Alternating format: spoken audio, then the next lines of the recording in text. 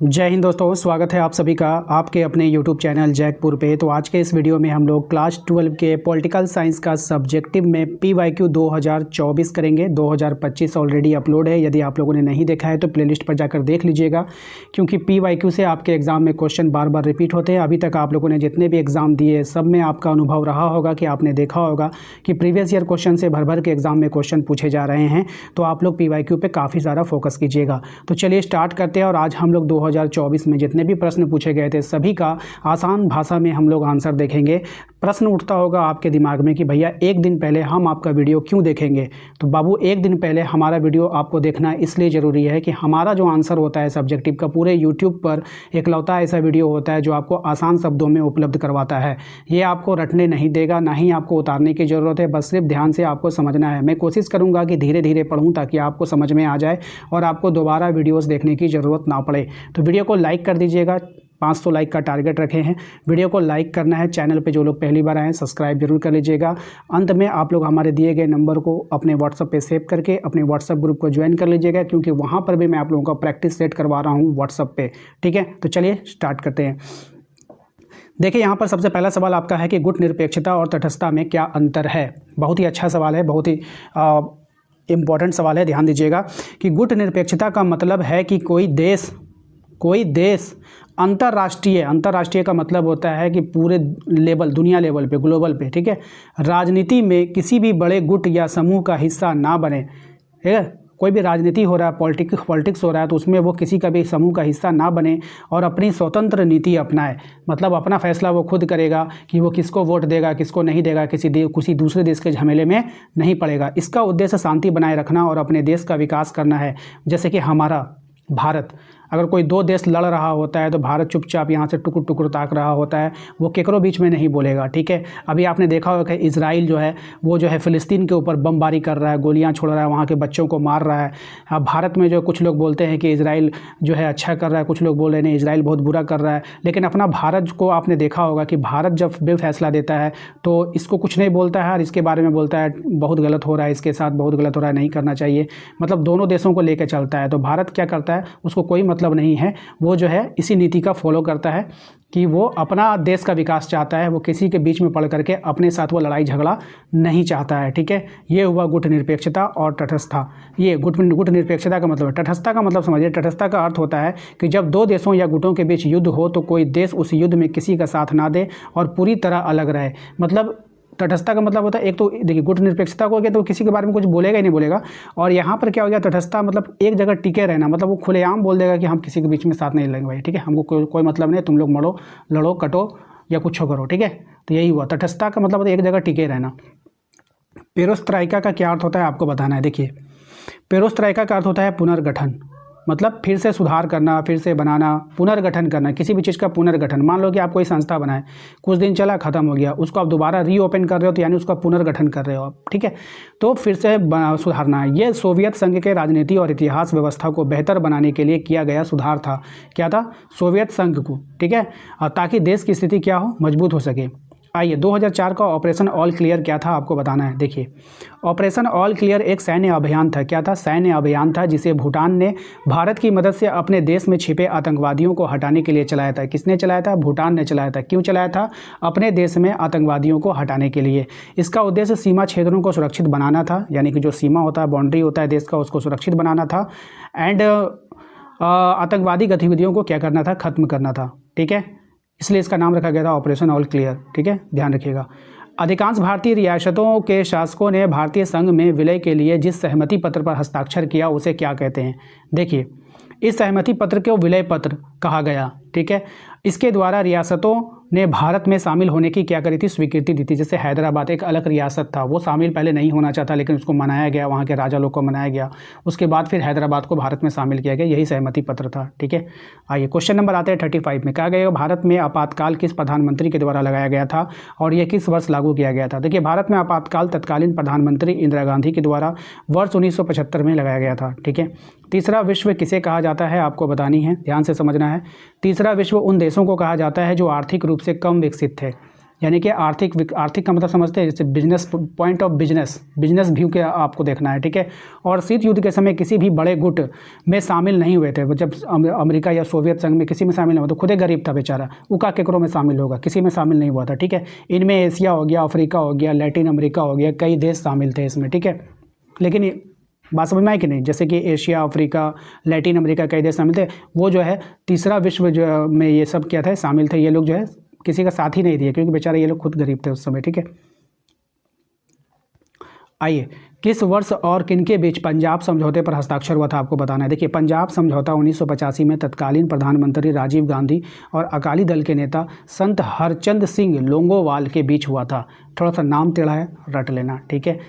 बात समझ में आया। भारत में वैश्वीकरण के 2 सकारात्मक प्रभाव को लिखे। देखिए, वैश्वीकरण से व्यापार और निवेश बढ़ा है। वैश्वीकरण से क्या हुआ है, व्यापार भी बढ़ा है और निवेश भी बढ़ा है, जिससे देश की अर्थव्यवस्था में, वैश्वीकरण का मतलब समझता है कोई भी चीज़ को विश्व स्तर पर लेके जाना, मार्केटिंग करना, उसी को बोलते हैं वैश्वीकरण, ठीक है। अब नई तकनीक और रोजगार के अवसर बढ़े, जिससे लोगों के जीवन स्तर में क्या हुआ, सुधार हुआ। आइए, क्वेश्चन नंबर 39 कह रहा है, विदेश नीति प्रायः राष्ट्रीय हितों से प्रभावित होती है। क्या आप इस कथन से सहमत हैं? अपने कथन के समर्थन में 2 उपयुक्त तर्क दें। चलिए देखिए, हाँ, यह कथन सही है कि किसी भी देश की विदेश नीति उसके राष्ट्रीय हितों से प्रभावित होती है। हर देश सबसे पहले अपनी सुरक्षा, विकास और सम्मान को ध्यान में रखकर दूसरे देशों से संबंध बनाता है। ऐसा नहीं है कि किसी से भी हाथ मिला लिए, सब लोग एक हाथ से हाथ मिलाएगा, दूसरा हाथ में छुरा रखेगा, भोंक देगा, पीठे में भोंक देगा, ठीक है। बात समझ में आया कि नहीं। तो वही लिए किसी के साथ भी दोस्ती, आप पाकिस्तान देखते हो, कभी कभी हम लोग से क्या बोलता है कि दोस्ती कर लो हमरा से, ठीक है। और तू ओकरा से दोस्ती कर, ओकरा बस वो क्या करेगा, वो समझ में आता है, वो हमेशा धोखा ही देता है, ठीक है। वो लुच्चा उसका है, वो हमेशा होकर काम है मार खाना, और मार खाते रहेगा, लेकिन वो सुधरेगा नहीं, ठीक है। वही बात यहाँ पे बोलता है, इसमें बोलता है कि सही बात है, हाँ हम सहमत हैं कि किसी भी देश की विदेश नीति उसके राष्ट्रीय हितों से प्रभावित होती है, और हर देश सबसे पहले अपनी सुरक्षा, यानी कि पहले हम अपनी सुरक्षा देखेंगे, ठीक है, अपना विकास को देखेंगे, डेवलपमेंट को देखेंगे, और सम्मान को ध्यान में रखकर दूसरे देशों से हाँ संबंध बनाएंगे। ऐसा नहीं कि पाकिस्तान के साथ संबंध बनाए, वो खुद ही भिखमंगा है और हम लोग से कर्जा मांगते रहेगा, तो हम उसके साथ कोई संबंध नहीं रखेंगे। राष्ट्रीय हित का मतलब क्या होता है, देखिए, राष्ट्रीय हित का मतलब होता है देश की सीमाओं की रक्षा करना, आर्थिक प्रगति करना, शांति बनाए रखना और अपने नागरिकों का जीवन को बेहतर बनाना, ठीक है। अब हम यहाँ पे पहला तर्क देंगे। पहला तर्क यह है कि सुरक्षा किसी भी देश के लिए सबसे ज़रूरी होती है, इसलिए देश ऐसे देशों से मित्रता करता है जो संकट के समय में मदद कर सके, है ना। तो देश को क्या होता है कि हम ऐसे देश के साथ, जैसे हम लोग का दोस्ती, भारत का दोस्ती किसके साथ, इजराइल के साथ है, भारत का दोस्ती रशिया के साथ भी है, भारत का दोस्ती अमेरिका के साथ है, फिर इधर थोड़ा सा खटपट हुआ है अमेरिका के साथ, लेकिन उससे भी अच्छा खासा बनता था, ठीक है। उदाहरण के लिए भारत ने कई देशों के साथ जो है रक्षा समझौता किया हुआ है, ताकि ज़रूरत पड़ने पर सहयोग मिल सके। बात समझ में आए कि नहीं। दूसरा तर्क क्या है, आर्थिक विकास से जुड़ा है। देश व्यापार बढ़ाने, नई तकनीक पाने और रोजगार के अवसर बढ़ाने के लिए विदेश संबंध मजबूत करते हैं। क्या क्या करने के लिए, व्यापार को बढ़ाने के लिए, तकनीक को बढ़ाने के लिए, रोजगार के अवसर बढ़ाने के लिए विदेशी संबंध मजबूत करते हैं। देखते हो यहाँ से भारत कहाँ जाता है, प्रधानमंत्री हमारे मोदी जी कहाँ जाते हैं, सऊदी अरब जाते हैं, वहाँ पे मिलते हैं। क्यों मिलते हैं, बिजनेस बढ़ाने के लिए, वहाँ से तेल लेते हैं, यहाँ से भी कुछ सामान वहाँ जाता है, अच्छा यहाँ के लोग वहाँ जाते हैं काम करने के लिए, तो ये सब क्या है, विदेश नीति है ये सब, ठीक है। जबकि दूसरे देशों से निवेश आता है तो उद्योग बढ़ते हैं और लोगों को क्या होता है, काम मिलता है। इस प्रकार स्पष्ट है कि विदेशी नीति का मुख्य उद्देश्य राष्ट्रीय हितों की रक्षा करना और देश को आगे बढ़ाना होता है। तो 2 तरह का आपको पॉइंट मिल गया ना। तो विदेश नीति से क्या क्या होता है, पहला तो राष्ट्रीय सुरक्षा मिलती है हमें, हम लोग सुरक्षा समझौता कर लेते हैं कि भाई हमारे पर कोई देश अगर हमला करेगा तो हमें बारूद की जरूरत पड़ेगी, बम की जरूरत पड़ेगी, तो आप हमें देना। कोई एक क्या होता है कि भाई आप हमारे साथ बिजनेस करो, हमारे यहाँ फैक्ट्रियाँ लगाओ, तो इससे क्या होगा, हमारा देश आगे बढ़ेगा, रोजगार मिलेगा लोगों को। तो ये भी होता है। तो 2 पॉइंट होता है, राष्ट्रीय हितों की रक्षा करना और देश को आगे बढ़ाना।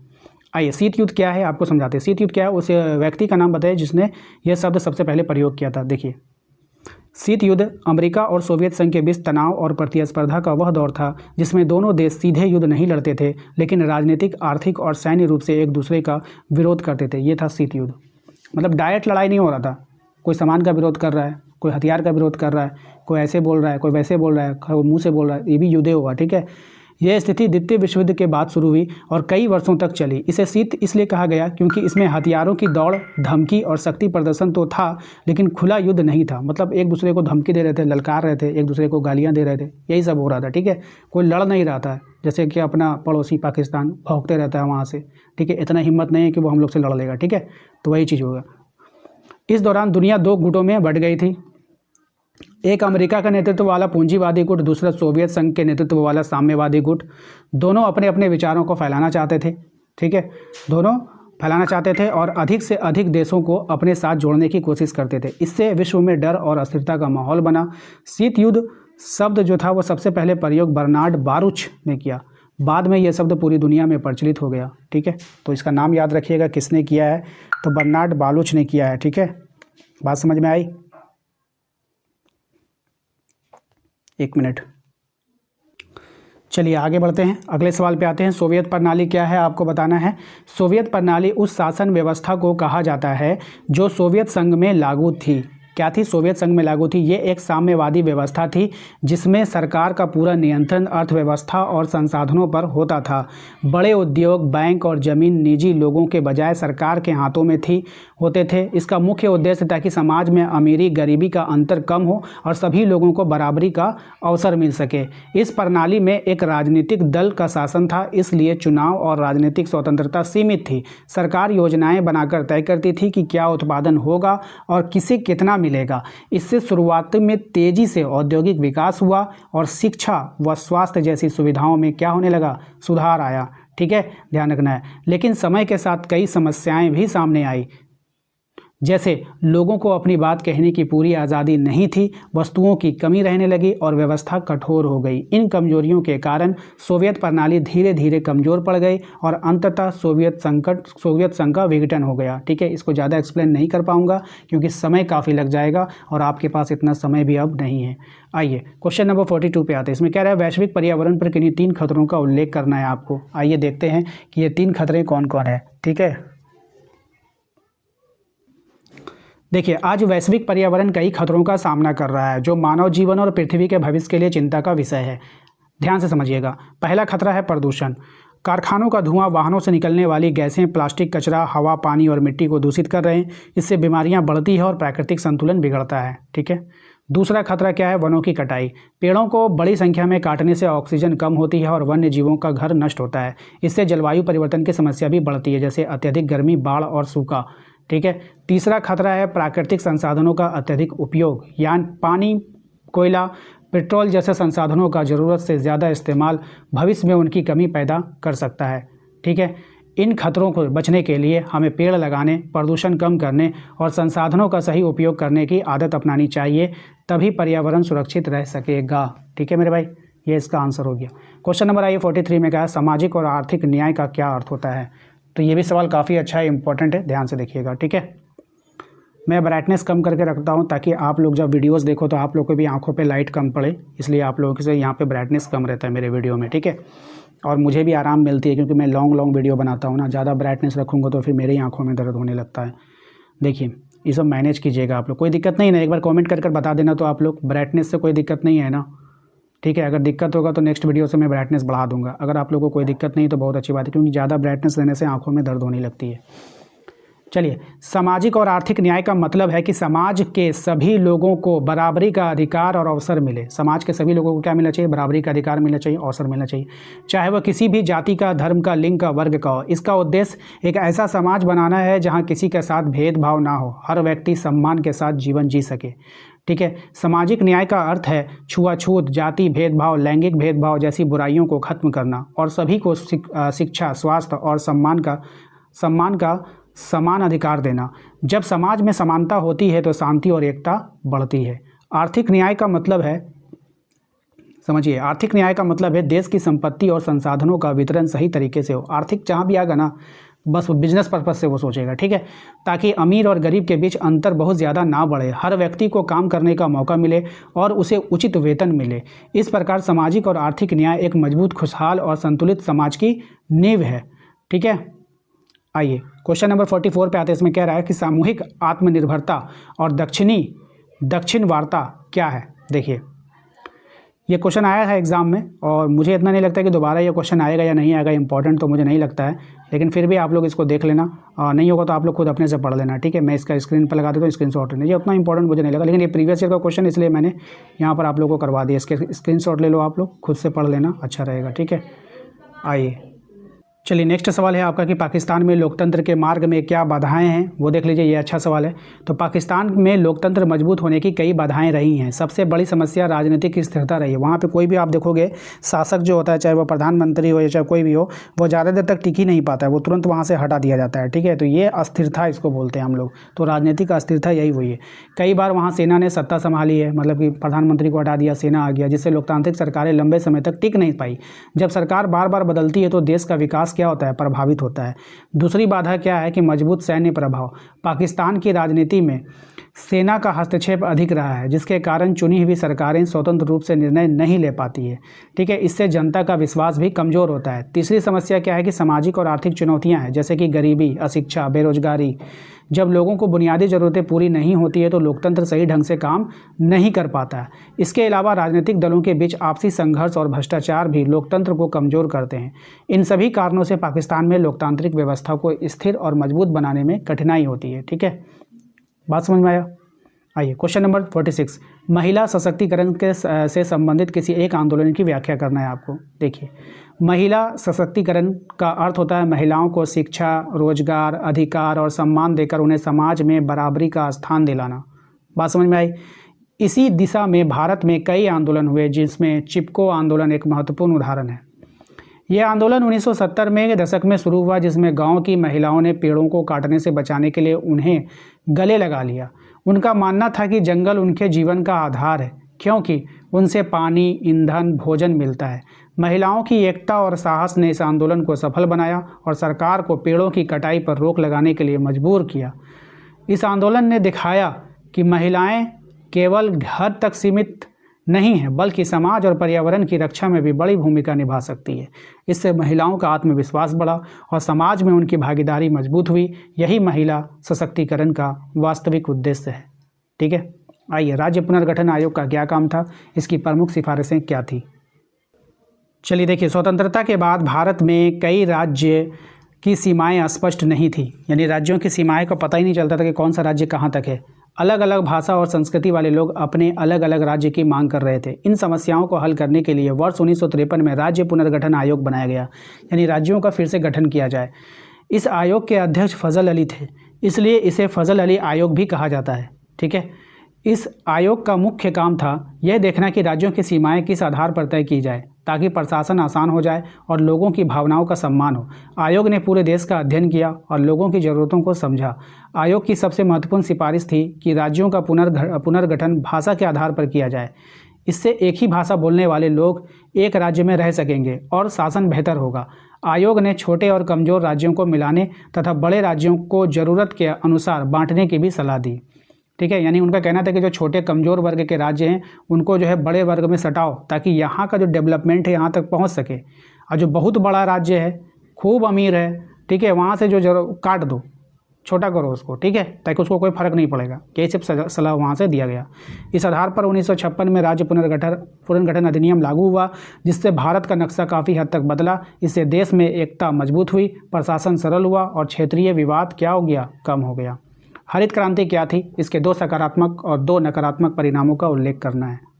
चलिए ध्यान से समझिएगा कि हरित क्रांति भारत में कृषि उत्पादन बढ़ाने की एक महत्वपूर्ण योजना थी, जो 1960 के दशक में शुरू हुई। इसका मुख्य उद्देश्य देश में खाद्यान्न की कमी को दूर करना था, यानी कि जो अनाज की कमी थी उसको दूर करना था।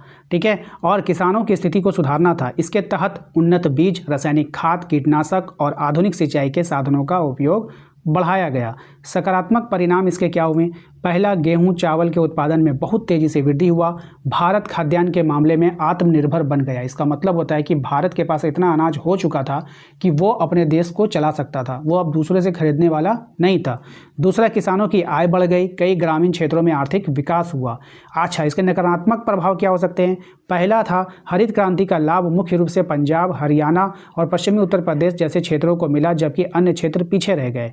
दूसरा, रासायनिक खाद का प्रयोग हुआ था ज़्यादा अनाज करने के लिए, और कीटनाशक के अधिक उपयोग से मिट्टी की उर्वरता क्या हो गई, कम हो गई, और पर्यावरण को क्या हुआ, नुकसान पहुंचा। इस प्रकार हरित क्रांति ने भारत में भूखमरी से बचाया, लेकिन इससे कुछ दुष्प्रभाव भी सामने आए, जिनसे सीख लेकर आज टिकाऊ खेती पर जोर दिया जा रहा है। ठीक है, आइए सवाल है आपका कि गठबंधन युग 1977 में शुरू हुआ, विवेचना करना है इसका। ठीक है, सवाल एग्जाम में आया हुआ है, देख लीजिए। 1977 के पहले भारत में लंबे समय तक एक ही पार्टी यानी कि कांग्रेस का प्रभुत्व रहा, लेकिन आपातकाल के बाद हुए चुनाव में जनता पार्टी ने कई दलों के साथ लेकर सरकार बनाई। ये पहली बार था जब केंद्र में गठबंधन सरकार बनी, इसलिए 1977 को गठबंधन का युग की शुरुआत माना जाता है। मैं आप लोगों को बता दूं, जिसको गठबंधन समझ में नहीं आता है, जैसे मान लो कि अभी बीजेपी का राज्य है, पूरे देश में बीजेपी है, ठीक है, पूरे देश में क्या है, बीजेपी है। अब कांग्रेस क्या कर रही है, जीतने के लिए सब दल को सटा लिया अपने में, सबका वोट एक जगह आ जाता है, एक जगह जोड़ करके ये जितनी को, इसी को बोलता है गठबंधन, ठीक है। तो ऐसा कब हुआ था, 1977 में पहली बार हुआ था, इसलिए इसको गठबंधन का युग माना जाता है, ठीक है। और जनता दल का सरकार था, ये याद रखिए, गठबंधन में किसका, जनता दल। गठबंधन सरकार का मतलब है कि जब कोई पार्टी पूर्ण बहुमत नहीं पाती है तो कई पार्टियां मिलकर सरकार बनाती है। इससे सभी दलों को अपनी बात रखने का मौका मिलता है और लोकतंत्र क्या होता है, मजबूत होता है। 1977 के बाद भारत की राजनीति में बड़ा बदलाव आया। 1989 में फिर गठबंधन सरकार बनी। आगे चलकर 1990 के दशक में ये प्रक्रिया और बढ़ी। अलग अलग विचारों वाली पार्टियां भी देश चलाने के लिए साथ आने लगी। हालांकि गठबंधन सरकार को कभी कभी निर्णय लेने में कठिनाई होती है, क्योंकि सभी दलों की राय अलग हो सकती है। फिर भी ये व्यवस्था देश की विविधता को दर्शाती है, सबको प्रतिनिधित्व देती है। इसलिए कहा जाता है कि 1977 में भारत में गठबंधन राजनीति का नया दौर शुरू हुआ। कुछ बात नहीं था इसमें, सिर्फ एक ही बात को बार बार घुमा घुमा के आपको बोला गया है। आपको भी इसी तरह एग्जाम में घुमा घुमा के लिख देना है, ठीक है। ये मजबूत करती है, ये सभी दल अपने अपने बात को रखते हैं, सभी दल अपने अपने बात को मनवाते हैं, लोकतंत्र के लिए बहुत बढ़िया होता है। मतलब लिखते जाओ, जो भी लिखना चाहते हो लिखते जाओ, ठीक है, सब सही होगा। मैटर ये नहीं करता कि आपने लिखा क्या है, मैटर ये करता है कि आपने क्वेश्चन का आंसर दिया है कि नहीं, ठीक है। सवाल में देखिए आ गया, पाकिस्तान के साथ भारत के संबंधों पर एक संक्षिप्त लेख लिखना है आपको। तो देखिए यहाँ पे भारत और पाकिस्तान का जन्म 1947 के विभाजन के बाद हुआ, ठीक है। भारत का नहीं, पाकिस्तान का होना चाहिए, पाकिस्तान का, यहाँ पे काटो, टाइपिंग मिस्टेक। पाकिस्तान का जन्म 1947 के विभाजन के बाद हुआ। शुरुआत से ही दोनों देशों के संबंध पूरी तरह मधुर नहीं रहे हैं, जिसका मुख्य कारण है कश्मीर का मुद्दा, ठीक है। इसका विवाद के कारण दोनों देशों में के बीच कई बार युद्ध भी हुए, जैसे 1947 में, 1965 में, 1971 में। इन संघर्षों से दोनों देशों का नुकसान हुआ है और आपसी विश्वास कम हुआ है, ठीक है। फिर भी समय समय पर शांति स्थापित करने के प्रयास किए गए। 1972 में शिमला समझौता, 1999 में लाहौर घोषणा, ऐसे ही प्रयास थे जिनका उद्देश्य बातचीत के जरिए समस्याओं को सुलझाना था। दोनों देशों ने व्यापार, बस सेवा और सांस्कृतिक संबंध बढ़ाने की भी कोशिश की। भारत हमेशा शांतिपूर्ण संबंध चाहता है, क्योंकि इससे विकास और स्थिरता आती है, लेकिन आतंकवाद और सीमा पर तनाव जैसी समस्याएं रिश्ते को प्रभावित करती है। इसलिए जरूरी है कि दोनों देश बातचीत, सहयोग और आपसी समझ से आगे बढ़े। अच्छे संबंध न केवल भारत और पाकिस्तान के लिए बल्कि पूरे दक्षिण एशिया की शांति और प्रगति के लिए महत्वपूर्ण है, ठीक है। आइए सवाल में आइए, संयुक्त राष्ट्र संघ को एक अपरिहार्य संगठन क्यों माना जाता है। ये सवाल आपके एग्जाम में आया हुआ है, ऐसा नहीं कि ऐसा वैसा सवाल है। देखिए, संयुक्त राष्ट्र संघ यूएनओ की स्थापना 1945 में विश्व शांति बनाए रखने और देशों के बीच सहयोग बढ़ाने के लिए की गई थी। यह एक ऐसा मंच है जहां सभी देश अपनी समस्याएं बातचीत से सुलझाने का प्रयास करते हैं। यूएनओ को अपरिहार्य इसलिए माना जाता है क्योंकि यह युद्ध रोकने और शांति बनाए रखने में महत्वपूर्ण भूमिका निभाता है। जब दो देश के बीच विवाद होता है तो यह संगठन मध्यस्थता करके समाधान निकालने की कोशिश करता है, यानी कि मिडिल मैन बनता है। दो देश लड़ रहे हैं तो बीच में ये आता है, अरे क्यों लड़ रहे हो तुम, हाँ मुझे ये दिक्कत है, फिर से तुम क्यों लड़ रहे हो भाई, हाँ ये दिक्कत है। दोनों को बात को ये सोचता है, थिंकिंग करता है, उसके बाद इसको बोलता है अच्छा तुम शांत रहो, अच्छा तुम भी शांत रहो, फिर ये इसको समझाता है, फिर ये इसको समझाता है, फिर दोनों का हाथ मिलवाता है। तो ये काम होता है यूएनओ का, ठीक है, समझ में आया। आइए समाधान निकालने की कोशिश करता है। इसके अलावा यूएनओ जो है मानव अधिकारों की रक्षा, गरीबी कम करने, शिक्षा, स्वास्थ्य सुधारने और आपदा के समय मदद पहुंचाने का काम भी करता है। इसके विभिन्न अंग हैं जैसे विश्व स्वास्थ्य संगठन, WHO, यूनिसेफ दुनिया भर में लोगों को जीवन बेहतर बनाने में लगे हुए हैं। ये सब उसी का हक है। हालांकि कभी कभी बड़े देशों के मतभेद के कारण इसके निर्णय प्रभावित होते हैं। फिर भी वैश्विक शांति और सहयोग के लिए यह संगठन बेहद जरूरी है। बिना यूएनओ के दुनिया में संघर्ष और अस्थिरता बढ़ सकती है। क्वेश्चन नंबर 52 में आइए, कह रहा है कि सोवियत संघ के विघटन के मुख्य कारण क्या थे, इसके क्या प्रभाव पड़े हैं, मोस्ट इंपॉर्टेंट है। देखिए, सोवियत संघ का विघटन 1991 में हुआ। इसके पीछे कई कारण थे। सबसे बड़ा कारण था कमज़ोर अर्थव्यवस्था, जो वहाँ की अर्थव्यवस्था थी वो कमज़ोर हो गई। सरकारी नियंत्रण ज़्यादा होने से उत्पादन घटने लगा। लोगों को रोज़मर्रा की चीज़ें भी आसानी से नहीं मिलती थी। दूसरा कारण है राजनीतिक असंतोष। लोगों को अपनी बात कहने और सरकार चुनने की पूरी आज़ादी नहीं थी, जिससे नाराज़गी बढ़ती गई। तीसरा कारण था अलग अलग गणराज्यों में बढ़ती राष्ट्रवाद की भावनाएं। वे सोवियत संघ से अलग होकर स्वतंत्र देश बनाना चाहते थे। ठीक है, मिखाइल गोर्बाचोव द्वारा की गई सुधारों की नीतियां, ग्लासनोस्ट, खुलापन और पेरेस्ट्राइका यानी पुनर्गठन ने बदलाव को तो लाया, लेकिन व्यवस्था को स्थिर नहीं कर सकी। अंततः सोवियत संघ टूटकर कई स्वतंत्र देशों में बंट गया। प्रभाव, इसके क्या प्रभाव हुए?